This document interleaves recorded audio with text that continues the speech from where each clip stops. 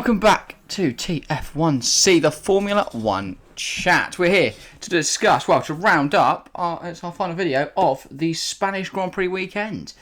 Formula 1 Circus, of course, head to Spain. You know, we've already reviewed the W Series, the Formula 2, the Formula 3, and now we're here with the big one, the Formula 1. We'll start, of course, with quali as always, before we get into the race and unpack the action and discuss whether the Catalonia track should be tarmacked or whether it should be blown up. And then, anything else you want to add on at the end. So, quali. Interesting one. Obviously, Merckx back on pace. Seemingly, yeah. Up there with the Red Bull I Ferrari. do theory, though. I do ponder whether it's just Spain. We know they're usually quick at Spain. Obviously, we've got Monaco in a week's time, so we'll see there whether Merck do have the pace. But of course, yes, circuit to circuit, it can make a difference what car, what team you're in, and such. So Definitely. I mean, obviously, I don't like Merck that much. I'm not being biased. I just don't know where the pace is going to be for Merck next season. They could just be really, really fast at the moment. Yeah. But I want to see Monaco to kind of reassure that. But they did look more on the pace this weekend. I don't know. I think Hamilton was lucky to recover the P5. Yes. But anyway, quali. I guess the only other big thing, obviously we'll get into pole. Quali Leclerc topped. Leclerc beat Max to it. Just other things. The Ferrari did look quicker, I'd say. Probably. With the new upgrades. Alonso was at the back for his home Grand Prix. Well, he started quali P17, didn't he? And then he took and then the other thing, Mick Schumacher got into Q3, and obviously he's been in Q3 before, but that was in France where he crashed out. So this is his first proper time in Q3, and he came P10. Woohoo! Yeah, but then, we'll discuss that in a minute. But I think Alonso qualifying poorly was a deliberate thing. Because he'd have wanted to take new engine parts soon anyway. Yeah. I think he thought, I like this track. It's in front of the home fans. If I start from last, I know I can cut through the field here. Yeah. Especially with the Alpine looking as quick as it does. I think he deliberately did. Because there's no other way to explain why he decided to impede himself. Like I could understand, impeding was a big problem with that final corner. But it was only a problem if people decided to start queue jumping. And he tried to queue jump everyone and then got held up because of it. I don't really know what he was trying to do there. And that ruined his lap. He was down in P17 and he was out. But then, back to the top, obviously, Leclerc took pole. Max somehow got P2. Obviously, didn't do a last run because his DRS didn't work, which is a big story of the weekend. I think he'd have taken pole. Because I think that the Ferrari is quicker. Max is dragging every bit of performance out of the Red Bull. Says he managed to get to P2 with only one run in Q3. Sainz took third, Russell fourth, Perez fifth. Bit of an underperformance from Perez, I think. I think that Red Bull's definitely still ahead of the Merc in terms of pace. So, poor lap from Perez. That showed on Sunday. How quick the Red Bull if Max didn't have his problems, which we'll finish quali and then we'll get into the race. So that's really it for quali. Solid showing from Bottas, though. Yeah, another P7. What a surprise. Really consistent, though, and I think that could be the difference. Because if you look at the teams that they're fighting, Alfa Romeo and Bottas, in the Constructors and Driver Championship, Haas have only really had one driver up there. But even Magnussen's been up and down. McLaren are the most inconsistent team I've ever seen. One week we're going to fight for podiums, the next fight at the back. So they're obviously struggling a lot. Not for pace, but obviously just struggled in terms of actually racing there and feeling unwell all weekend. He was knocked out in Q2, but both Haas drivers got into Q3. Great achievement for them. But I do really like this battle that is brewing between Alfa Romeo, Haas, McLaren, and Alpine. I think Alpine are just above that because I think they've clearly got quite a quick car. Yeah. And I think Ocon and Alonso's a really strong driver pairing. Mm-hmm. And I think if Alonso's higher up, if Alonso doesn't start from the back, I think he probably could have qualied around P7. I think he could have beaten Bottas to that P7. I think then Alonso could have maybe pushed into the top 5 or so. But I think Alonso will get a podium at some point this year. Mm-hmm. Yeah. On pace. It's not going to be one of those like Ocon's win last year or Vettel's podium at Baku. It's not going to be just everyone else crashes in front and he flies through. Yeah. I think Alonso will have the pace and get a podium at some point. But that is it for quali. Should we get into the race? Yes. What a race it was for Spain. Yeah, I don't think that's Spain's fault, though. I think the fact no. it was so hot, And everyone's cars blew up, pretty much. Well, the only action we got was cars not being able to keep going. If 10 and 4 didn't exist and it wasn't hot, we'd have seen a boring race. So, off the lights. Leclerc, Max did alright. Strong start from Max, but yeah, Leclerc placed his car in the best position, so he couldn't really go for anything. Down a bit. Russell, Perez both got him. And Yep. then behind all of those three was Hamilton and Magnussen. Yeah, I've seen Lewis fans on Twitter going, can't believe how anyone could say this is Lewis's fault. What the hell is Magnussen doing? Magnussen's on the outside. You can clearly see that Lewis understeers wide into Magnussen. Yeah. I mean, for me, I think it's a race. I don't think you can really penalise anyone for it, but yeah, Magnussen's going around the outside. Lewis is if you're given a fault, it's got to be Lewis, because Lewis can always go tighter. Magnussen can't go any wider than he did. Like, he was physically right on the edge of the track. Lewis hits him. That was pretty much Magnussen's race over, which is unfortunate because I think Magnussen clearly had a lot of pace. I think the Haas and the Alfa Romeo, if you put Magnussen and Bottas as teammates in either of those cars, consistent 7-8 every race.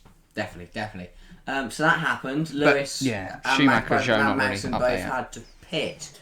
Then I believe it was lap 4, heading into turn 4, Carlos Sainz spun the car.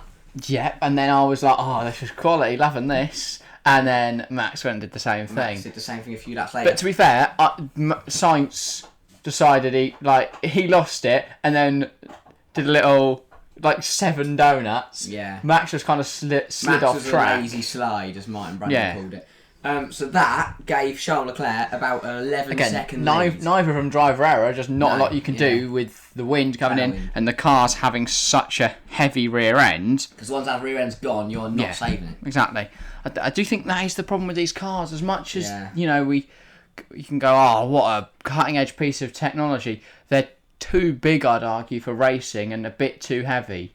I know they're trying to cut down on the weight with various different things, but there's some chunky pieces of stuff there to try and get the racing closer. Anyway, after all of those results, we saw Leclerc with an 11-second lead from Russell, Perez, Max fell to 4th, Sainz fell to 5th. Yeah. Perez, obviously Russell... Sainz dropped a lot lower than 5th. Oh, yeah, he did, sorry. Sainz was down in 8th, 12th at one point, got back up to 11th. By the time Max had spun. He came out in 11th, then he almost smashed into the side of Yuki Tsunoda as he rejoined. Yeah, so we saw Leclerc with a big lead. Russell was defending off Perez very heavily. Every single lap down into turn 1. It was Russell and Max. No, Russell Perez before Max. And then they... And then while this was all happening, up at the front, Leclerc was having a... Leclerc going swimmingly. Fine, absolutely fine. But yeah, then Max passed Perez and started going for Russell. His DRS wasn't working though, so it's physically impossible to overtake in Spain, because the one way you can do it is through DRS. And that's not I've seen people go, oh, what a defensive job by Russell and that Max is a finished driver. There is absolutely no way you can make it overtake at Spain without DRS because of the final corner. So the first thing that happened, it wasn't working. Then they found a way to fix it if Max pressed it once he was off the curb. But the problem was Max was then being impatient and just slapping that button. Max was smashing the button so many times that he was opening it and then closing it again. Yeah. And he said the wings just go at the back, just go open, close, open, close, open, close. Just flapping about. And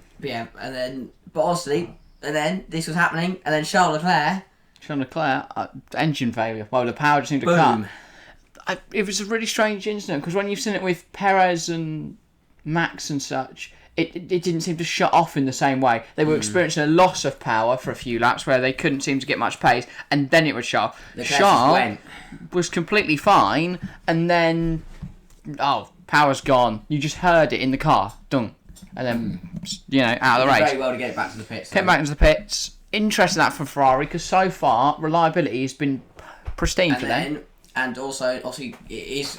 To me, I'd probably say it could be a Ferrari. It was a Ferrari engine issue with the overheating. Yeah. Because then a lap later, Guan Yu Zhou also had to retire. But that overheating is very interesting. We've got Monaco next. It's going to be very hot. It's going to be very sunny. And we know Leclerc at Monaco. Leclerc at Monaco doesn't exactly have the best of luck. I wouldn't be surprised if all the Ferraris blow up. So after that left the race with Russell leading, then a very frustrated Max behind him because his DRS wasn't working, and he kept turning it off. And then Perez behind all of that. Yeah. eventually, once Max's DRS was back working, Max got past. some good pit stops, Max led, absolutely conquered from there. Yeah. I mean, so yeah, Perez was ahead of Max, then team orders.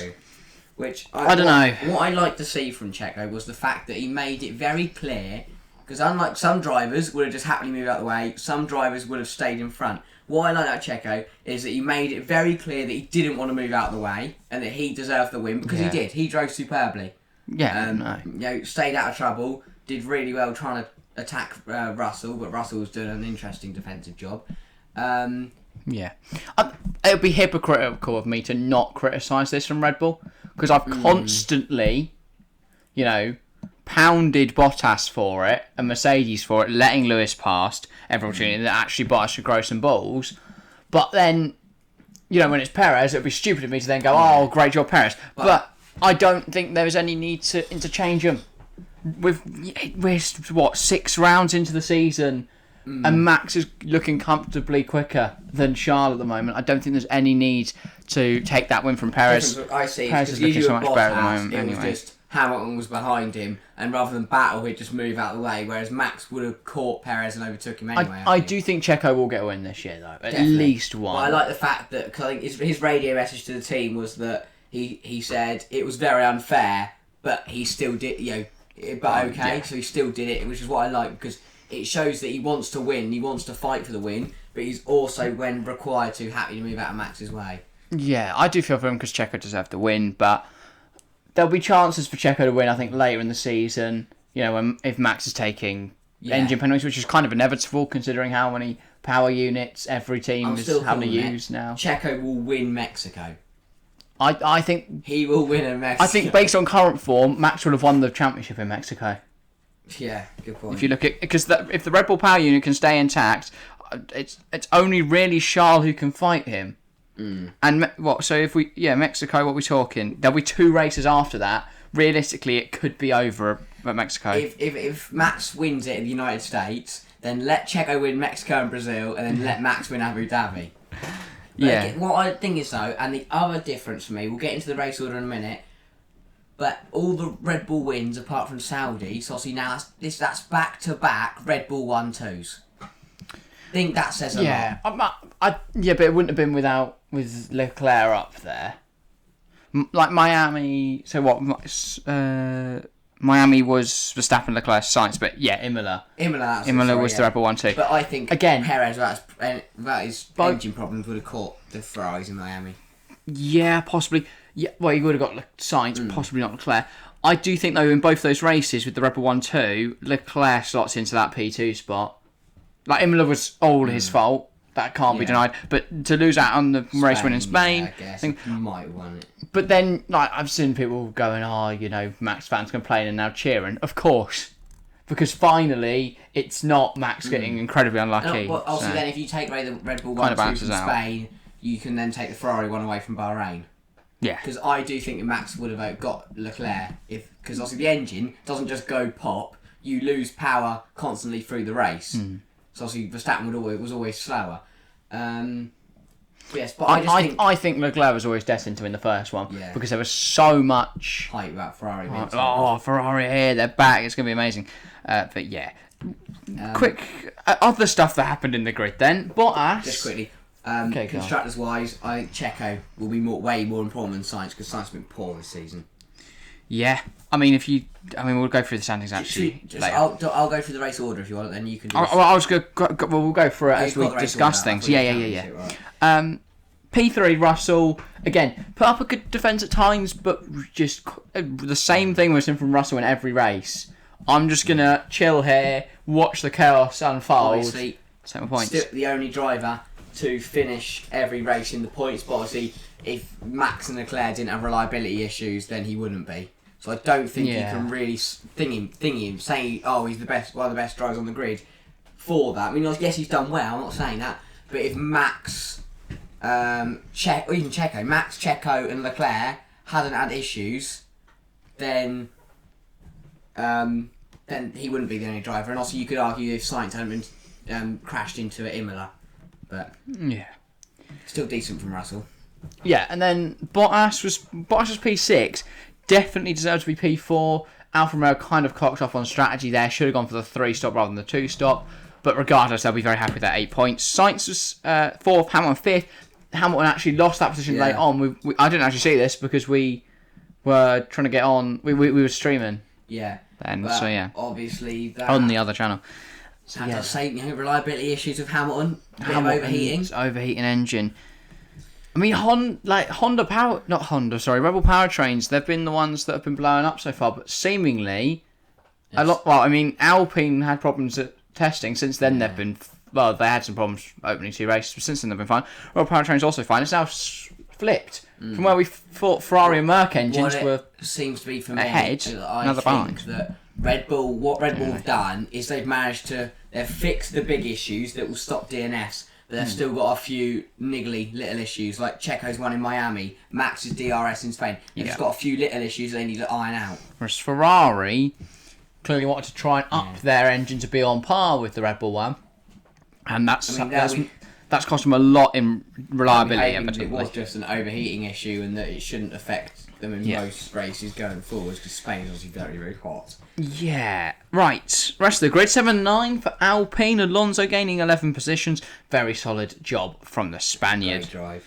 Yep. And Lando Norris in 8th needs to be commandeered for what was a brilliant race considering he was suffering from... what was it? Tonsillitis, that was it. He was literally being sick on the grid before they got underway and still went out there and put in a brilliant performance, brought in 4 points from McLaren, which at this point in the season for him could be very, very big points. And also, I guess the only other thing is Mick Schumacher was rounding out the top 10, Snowden got that 1 point, but yeah, Mick was 10th, got overtaken by and then just failed Snowden and then just slipped down. One did a 3-stop, 1 soft. Yeah, I feel from, I don't know, Mick's just... It's going to come. It's going to come. I don't know how good a driver Mick Schumacher is and whether he would have a seat with any other name. Because I think if he's called Oscar Piastri, do they automatically give him the seat for this year? Considering, because I don't think I have a feeling the Haas last season was not as bad as people think, and that actually it was just 2 rookies who aren't that quick struggling in it. But say someone like a Vettel or... If it was still K-Mag and Grosjean, I think they would have got points last season. And of course, being a rookie plays into that, but it does make me question Mick's ability. I really like Mick. No dig at him, but I don't think he's as good as some people seem to think he is just because of his name. Yeah. But I certainly think there's room for improvement there. Like, he can get up to the lofty heights of Formula 1. I don't think he'll ever be a world champion, but I think maybe a Rubens Barrichello kind of role. A second driver of Ferrari for all of his career. I think something like that will be the future for Mick. Because I don't know. I think he's only really staying in the name in the sport because of his name. I really hope I'm proving wrong because I like the lad, but yeah, Right, not he's been amazing on pace. Sure, we'll run through the championship. Equally, it has often taken him a few seasons to get up to speed with things. But yeah, Mick, one of only 2 permanent drivers, that haven't scored points. Latifi is still 21st because he still hasn't recorded a better finish than Hulkenberg, who did 2 races. Mick's 19th, then it's Zhou 18th, only 1 point, which has stunned me because Zhou's been brilliant. Unfortunately for him, his power unit just hasn't. He's DNF'd out of more races than he's finished, I think. I think it's been 3 and 3, right? Yes. For Zhou Guanyu. 17th, Lance Stroll, 2 points. Again, they were all scored in the same race, I believe. Albon, 16th, 2 good drives from him this season. From a good stead. Alonso, still 15th in the championship. I think he'll be much higher than that come the end of the season. I think he'll be much... Yeah, I still think he'll get that podium eventually once he gets up to speed with the car. And he's had a lot of reliability issues, to be fair, too.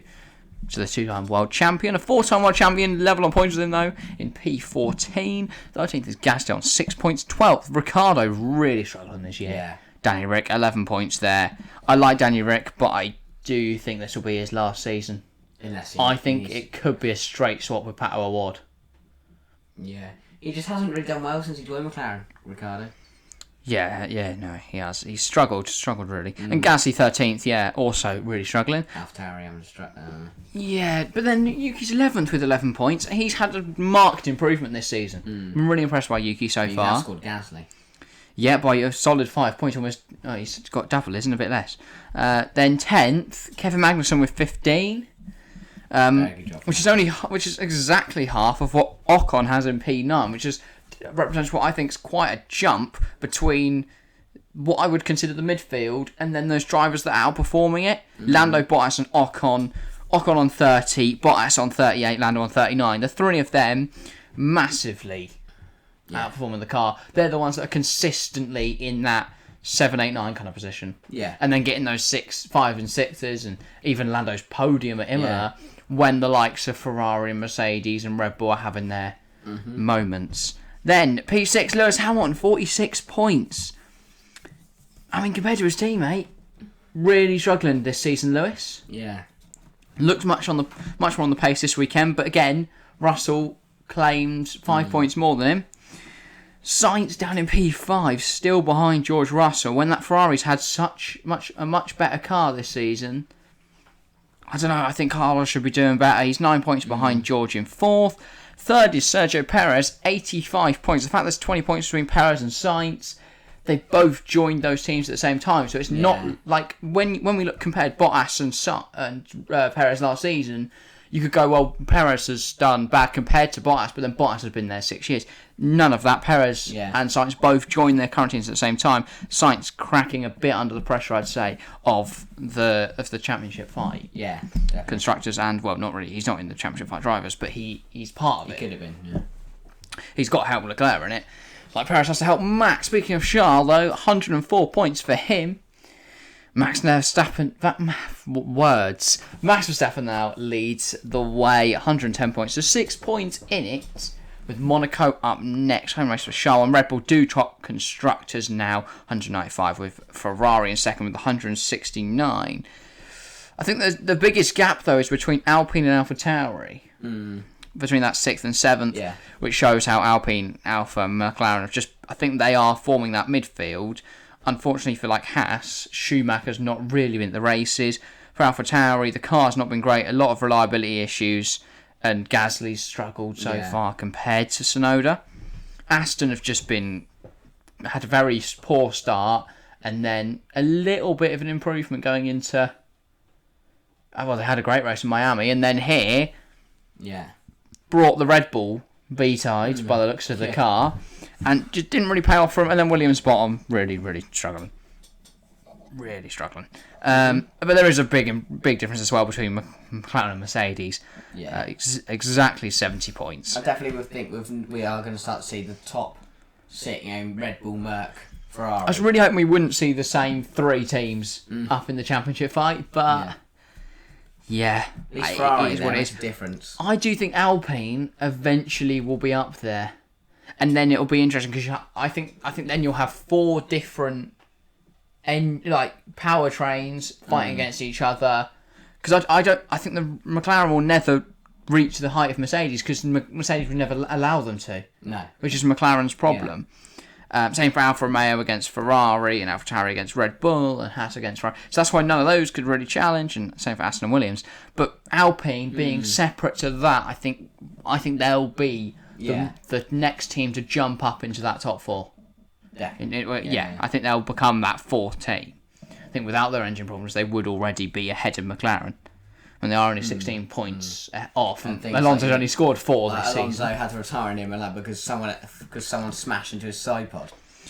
Yeah, right. That's probably where we're going to round up. Next time out, it's Monaco, which at the time of posting is 4 days away from quali, 5 days away from race weekend. So cheeky little double header. Big fan of that. Monaco will be an interesting one. Of course, the action will be on the Saturday. Where if you're looking at pace, raw pace, Ferrari will probably come out on top. Yeah, and it'll be down to strategy and pretty much. I likened the race on Sunday to a YouTube video, like a TM at Marduk challenge. Yeah. Drive till the tyres explode or something like that. Drive till my parts blow up. I think Monaco will be pretty much the same because it's going to be quite hot. Not anywhere near as blisteringly hot as Spain is, but it will be quite hot. So interesting. Might get some sticky tyres again. Bottas gets stuck in the pit lane for another hour. which would not be great for him. No. Thing is, right, what I've thinking about that is, if Lewis was going into the pit lane after Bottas, imagine the chaos that would have ensued, because they didn't, like, if they tried a double stack or something, that could have been mental. Yeah. Or if that was to happen during like a safety car period and everyone decides to peel into the pits, no one can go anywhere because of how tight the pit lane is. So yeah, I think imagine we saw something like that. That would be pretty mental. But those predictions for that will be out on Friday. This is going out on Tuesday. Kind of round up our Spanish Grand Prix stuff. They've decided to put everything on at Spain to really push us content creators to the max. Yeah. But Monaco next time out for Formula 1 should be a very good race. But yeah, make sure to comment down below your thoughts on Spain, your thoughts going into Monaco, what you think of the championship, all that good stuff. I'm going to thank you all very much for watching. Make sure to hit that like button. Make sure to subscribe if you're new around here. Thank you very much for watching. We'll see you next time. See ya.